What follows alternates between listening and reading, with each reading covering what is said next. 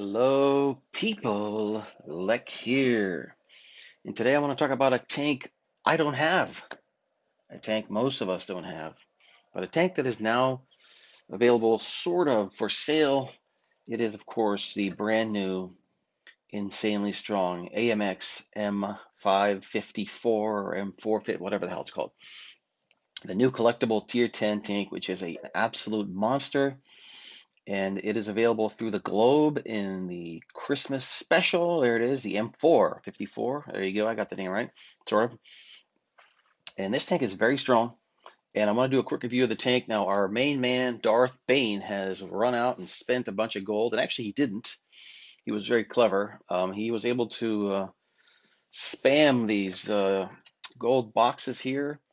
And he kept winning globes. And in the globes, he kept winning tanks he already had and sold them, or got gold for them, so he kept opening the globes, and he now has this tank, which is great because I could take this tank into a room with him, and we could take a look at the armor, which is really the key to this tank. Before we do that, let's take a quick look at the numbers.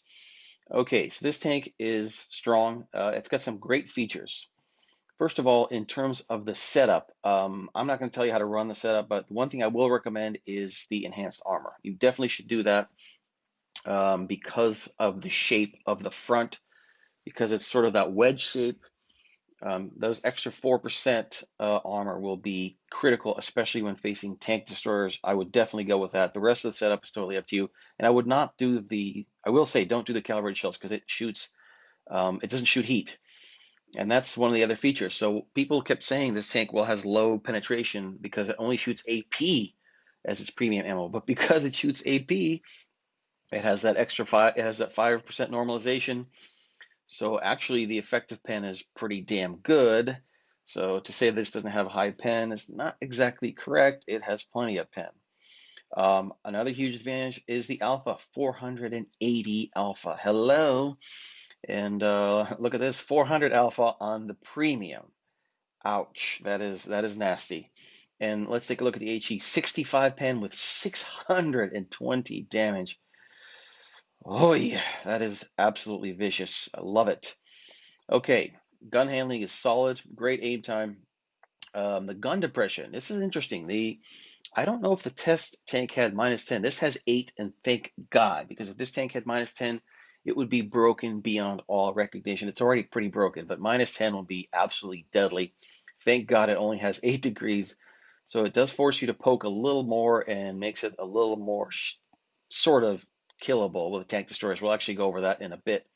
Speed is insane. This thing has unbelievable power to weight. I think the only heavy that is better is the 50B.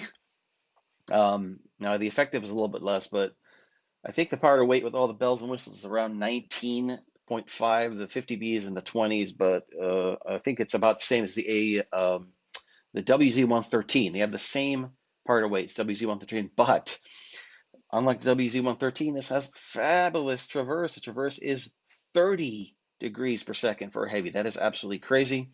Turret traverse is excellent at 30 degrees as well. So the mobility is fantastic. Let's take a look at, of course, the armor. This is actually a super heavy. It's not a heavium.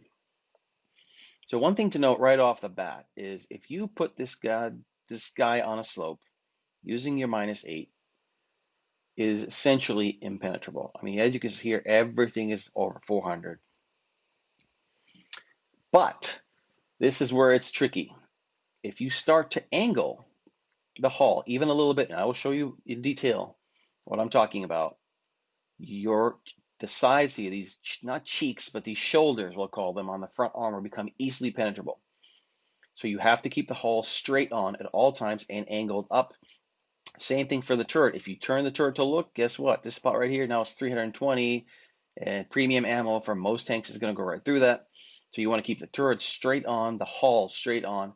And if you go into the flat, which I'll demonstrate later on as well, if you're on flat ground, this is definitely penetrable. The upper plate, premium ammunition from heavies will go through, and TDs will actually, most of the TDs actually, standard ammo will go through that. I will demonstrate that as well. The turret is damn near impenetrable anywhere as long as you're looking head on. There are hatches. This hatch is damn near impossible to hit.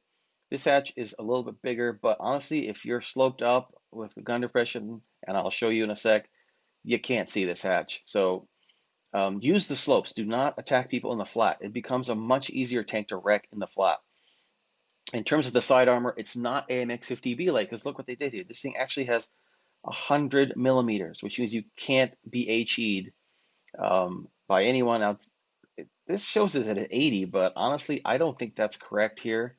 I think this is also 100. So I think Blitzhanger is actually wrong. The only part of the tank that can be HE'd on the from a TD is the back of the turret and the back of the hull. That is made of cheese. But the side of the turret, this is actually not correct here. I will show you in 2 seconds. I've got a great video that demonstrates that. And let's go to that video now. I wanted to take a much closer look at this armor by going into a practice room with Bane. And as you can see, the first tank we're going to use here is the Hori. The reason we're using the Hori is Bane did a little research, and I actually never even thought about this.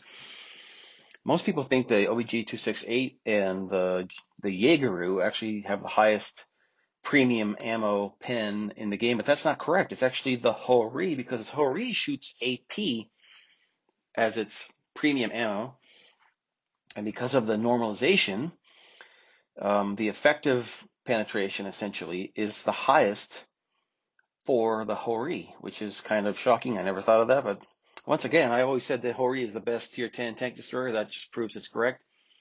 So anyway, we wanted to take the Hori and we went to Normandy, where there's a lot of great slopes, and take a look at the armor on this AMX monster. So to go right off the bat, I'm in the normal TD nest. You see Bane is poking over, and as you can see, he absolutely can't be pinned. But because he's angled poorly, you can see that shoulder, and I put an AP premium round right through it. Now I told him to straighten out because he's still learning how to angle it, and now when he's completely straight towards me, there's absolutely no chance. So now we've gone over here where I'm a little bit higher. Again, I mean, this tank, you want to try to flatten the armor on that tank as much as you can. So you want to be above or level with this tank. If you're below it, you will never pin any part of it. The MLs are the same way. So up here, I can't pin the turret in any way with the premium ammo. No chance. Now he pulls up and look, it's pink. It's not, now the shoulder is pinnable, but even the front is a little bit pink, and it goes through, but barely. You can see it's just so close to not being penetrable. It's actually shocking, but it does go through. It just barely goes through with the premium. And again, I'm not calibrating the shells on Hori. This is just with the gun rammer. So you can see it barely penetrates, and again, I'm below him. If I was in the flat, it would go in without a problem. And the turret completely impenetrable. And this is where I said before, this tank now having -8, thank God. If it had -10, he could go further back, and I'd have no chance. So now we wanted to try with the 268. This is 268 with the rammer, not the calibrated shells.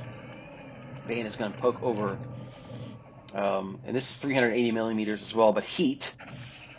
So you don't have the normalization, and you can see Bane is a tomato. You saw when he came up first, I could pin any part of him, but now that he's angled straight on, I can't touch him. And that's, again, I will repeat this 100 times. If you're in this tank, you've got to be dead straight on. Do not rotate your turret. Do not rotate your hull.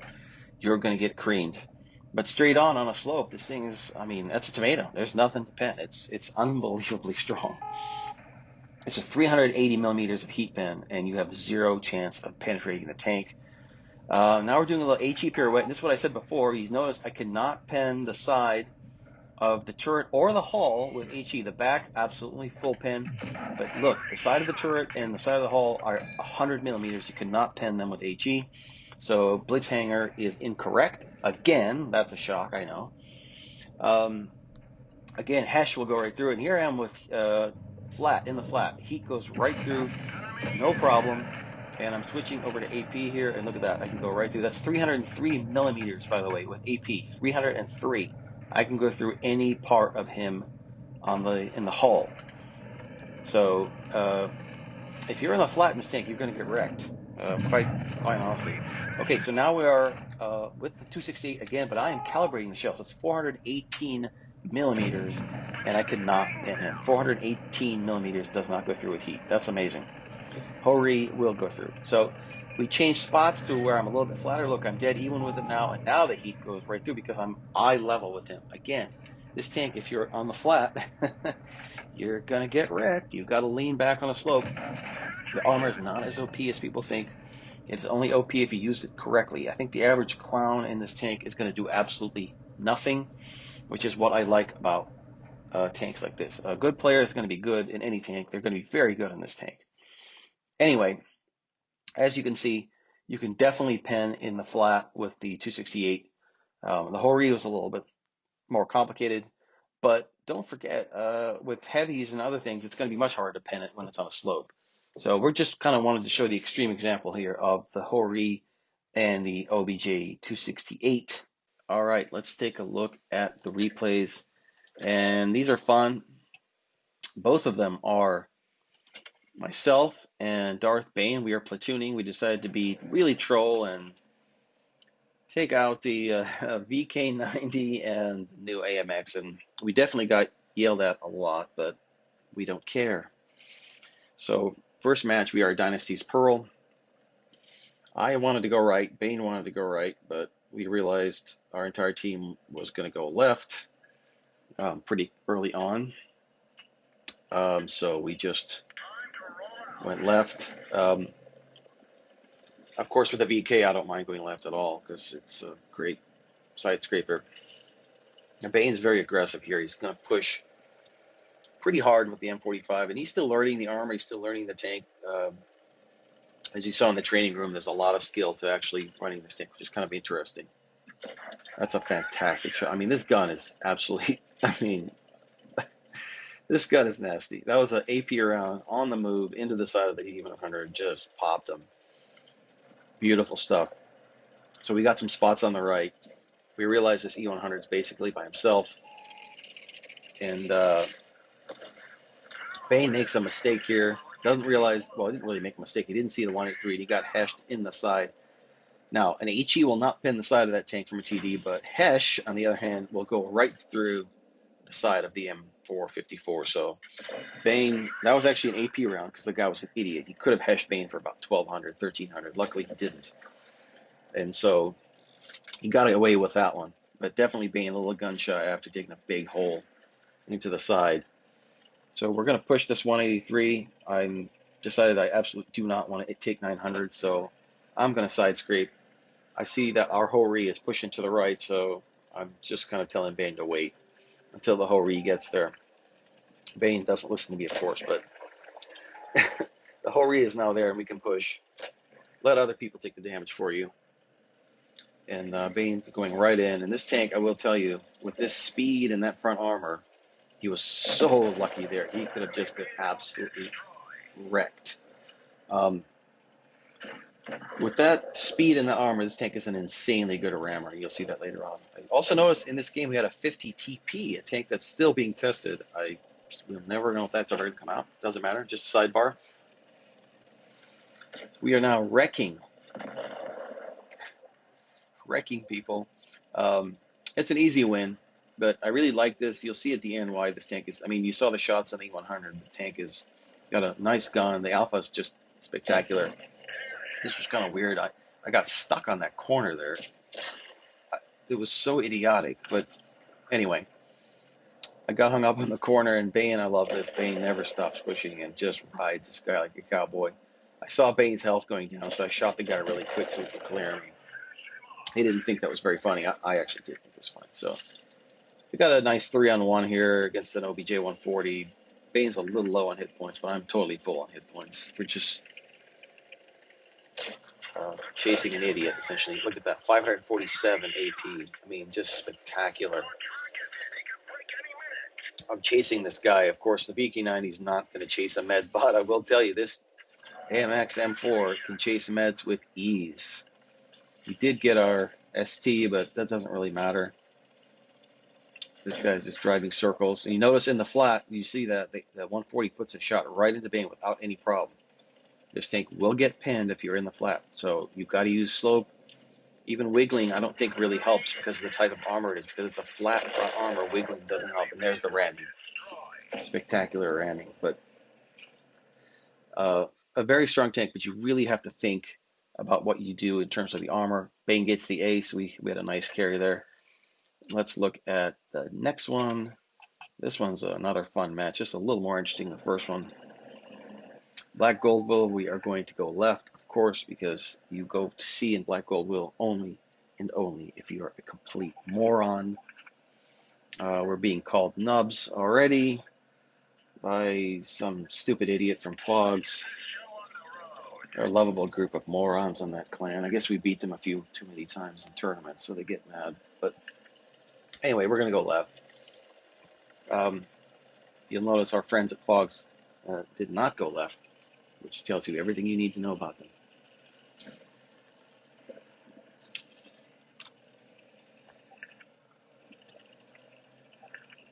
This game is filled with idiots trash talking. Part of the reason is because if you'll see here, we have some failed tunes, a 252U and a Tortoise, as well as a Moistion and an RHM. So everyone's drooling. I'm yelling at our AMX 30 because he's actually hiding in spawn.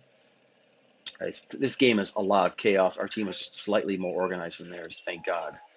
Now, Bane here did not spot the TD, so once again, he eats a shot from a TD to the side right at the beginning of the match.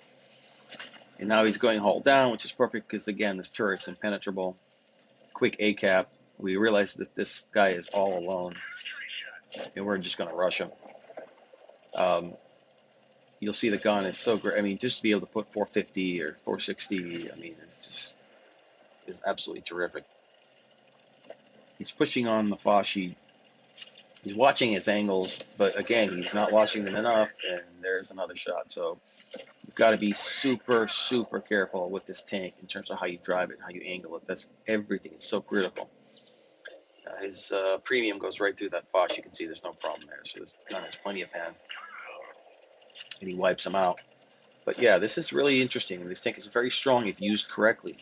If you're in the flat against high caliber guns, or if you overextend, you're going to get wrecked. Now, luckily, it's not a 50B type situation where you're going to get HE to the side and get deleted off the face of the earth, but you're still going to get wrecked. So you have to really be careful. I mean, it technically is a super heavy, but you can't push like an IS-4. I just think the IS-4 technically, in my opinion, has probably better armor, but this does have lovely armor, and this gun is just absolutely nasty. So their team has pushed really far. They're pushing against our Moistion and our 57, which is allowing us to farm them. Bane is doing a great job of just whittling down their super heavies. I'm over here on the side making turtle soup, just torturing this stupid Tortoise who failed tunes. Bane doing a great job of just oh, look at that. Max roll 600. Come on. You gotta love that. We're just basically going one tank at a time, just clearing him. See, he eats a shot right there from Moistion. You'll notice he's turned sideways. Moistion doesn't have a great gun, but it went right through him. And then when he turns the right way, he bounces the E100. So it's really all about the angle. And then the mouse puts it on the other side. This tank, you don't want to be in a crossfire. And so he's kind of down to basically a one shot. I told him the whole, we were actually on voice there. I told the whole I needed to clear this 252, which was absolutely hilarious.